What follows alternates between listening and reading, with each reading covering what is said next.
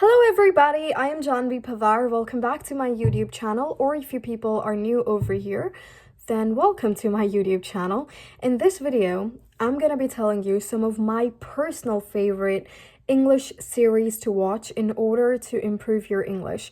So these are some of my personal favorites with personal reasons. Well, I'm gonna state each one of them and what level is of the series or the show. So let's get started. Show number one, if you're a beginner, like an absolute beginner, so this is kind of obvious, I think you should go with Friends. Friends is about 6 friends, who live besides each other and like in a building besides each other. So they all are super close and the level of English is super easy. It's for beginners, it's basic. So give Friends a try, and not just that, it's not just only gonna help you improve your English, but at the same time, it's full of entertainment. There are a lot of comedy scenes. Well, it's famous because it's an entertainment show. So you're going to find it very, very funny. And at the same time, you're going to learn new slangs, new expressions, how to pronounce words, and what sentence structures to use at what kind of places. So the English is very basic, and at the same time, it can be a bit advanced, but very rarely. So you're going to get the perfect mixture of both if you are a beginner. Show number two. Show number two is Big Bang Theory. Now, Big Bang Theory is also about few friends who live together. And now this is also a funny show, an entertaining one. So obviously while you're learning English, so you're going to treat yourself to a very entertaining show. And Big Bang Theory's English is kind of like a basic to intermediate, because it's a science fiction kind of thing. So it's all based on science and everything. So the English is going to be a bit intermediate, a bit more than Friends. But if you're done watching Friends, then the next show you can watch is Big Bang Theory. Well, I personally am going to recommend you to watch Big Bang Theory.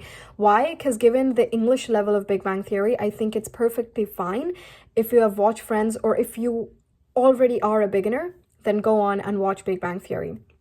Show number three. Now, show number three is the Vampire Diaries. Now, the Vampire Diaries is actually, based on, vampires, which is kind of obvious given its name and the title of the show.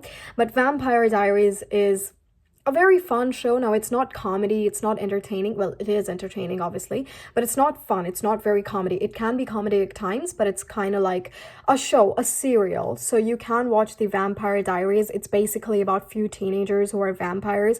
Well, vampires, they are not really teenagers.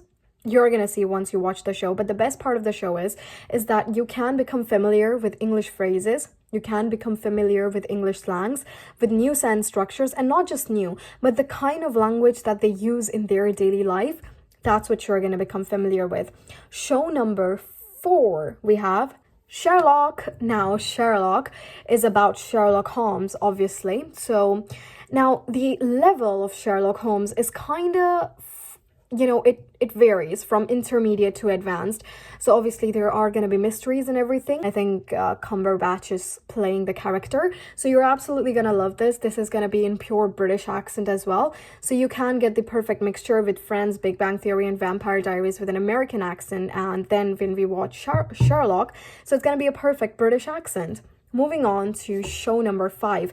And this is my favorite of all times, Peaky Blinders. Nothing less than that. Peaky Blinders English is, again, kind of like Sherlock, and it's, it varies from intermediate to advanced.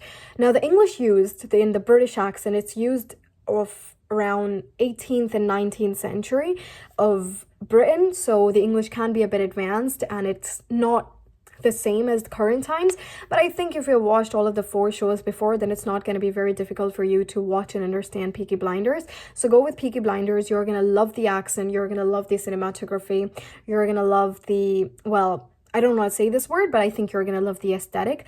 So these are the 5 shows that I'm going to personally recommend you guys to watch. And start with Friends. You're gonna love it.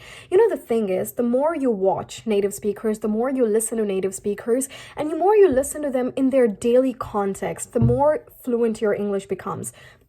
So make sure to watch them in daily context, because if you're going to listen to them in different situations, so you can use the same kind of words, expressions, slangs, and sentence structures in the same kind of situations in your life. And that's all you have to do. And as for me, I'm going to see you guys in the next video. Thank you so much, guys, for watching. And bye, everyone. Stay safe.